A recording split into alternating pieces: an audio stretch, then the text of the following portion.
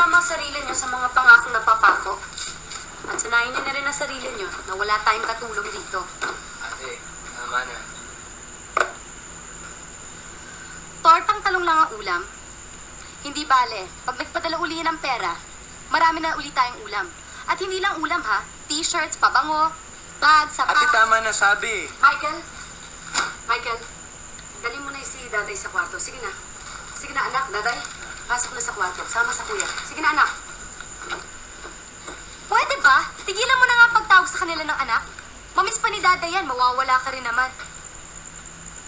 Ikaw lang naman na hindi kumikilala sa aking ina eh. Os? 1, 2, 5, 6 na linggo. Tignan natin kung di si Tita Norma uli maging nanay niyan. Ano ba talaga gusto mo, Carla, ha? Hindi ba ito ang gusto mo? Pinagtutulakan mo akong umalis? Oo, at sana, huwag ka nang bumalik. Bastos ka talaga, no? Nay! Ano?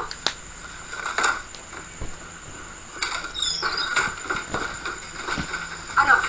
Lalayas ka na naman? Ha? Sige, lumayas ka. Layas! Talagang lalayas ako? Oo! Tuluyan mo sirain ang buhay mo! Kaya layas! Magpakabuhan ka sa bisyo mo! Magpakasawa ka sa mga ikaw! Gagawin ko talaga yan! Lumayas ka! Magpabuntis ka! Nay, tama na. Tignan ko lang kung respetuhin ka ng anak mo. Kapag asin na lang ang inuulam nyo at nagpapakaputa ka na para may isaksa ka lang sa sikmura niya.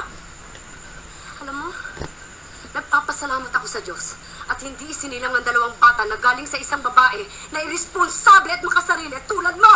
Kung magkakaanak man ako, sisiguraduhin kong magkasama kami sa hirap at ginawa. Hindi ko siya pagpapalit dahil lang sa pera. Kapal ng mukha mo. Nay! Kapal ng mukha mo! Wala kang utang na loob! Wala ka! Ikaw ang sumira ng buhay mo! Ikaw ang sumira ng buhay mo! Ang kapal ng mukha mo! Ang kapal ng mukha mo! Wala kang utang na loob! Ang kapal ng mukha mo! Kung ayaw mo sa akin, ayaw ko rin sa'yo! Sana hindi na lang ako naging ina mo. Sana hindi rin kita naging anak. Ngayon, kung iniisip mo hindi mo ko pinili bilang ina mo, sana maisip mo rin na hindi itong buhay na pinili ko para sa inyo mga anak ko. Kung iniisip mo na sana binalik kita sa tiyan ko, sana maisip mo rin na ilang beses kong ginusto na hindi na kayo pinanganak. Para hindi nyo maranasan ang hirap dito sa mundo.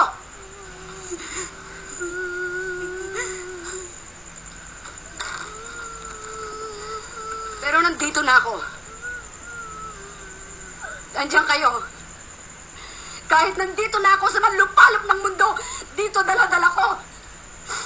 Ang obligasyon ko sa inyo na bigyan kayo ng magandang buhay dahil magulang niyo ako.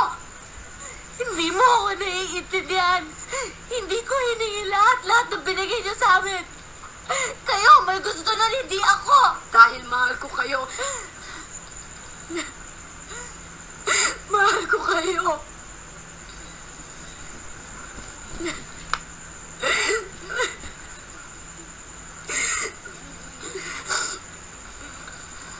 Ngayon, sabihin mo sa akin, sinasabi mong hindi kita naiintindihan? Bakit, Carla?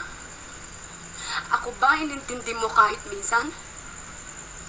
Hindi. Sarili mo lang iniintindi mo. Sana kahit minsan, binigyan mo na halaga lahat ng paghihirap ko sa inyo, lahat ng sakripisyo ko sa inyo.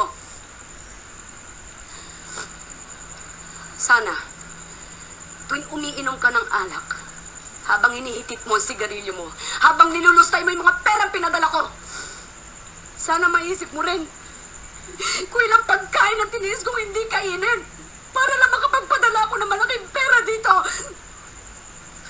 Sana, habang nakahiga ka dyan sa kutsyon mo, natutulog, maisip mo rin kung ilang taong kong tiniis ang matulog mag-isa habang nangungulila ako sa yakap ng mga mahal ko. Sana maisip mo kahit konti kung gaano kasakit sa akin na mag-alaga ng mga batang hindi ko kaano-ano. Samantalang kayo mga anak ko, hindi ko man lang kayo maalagaan.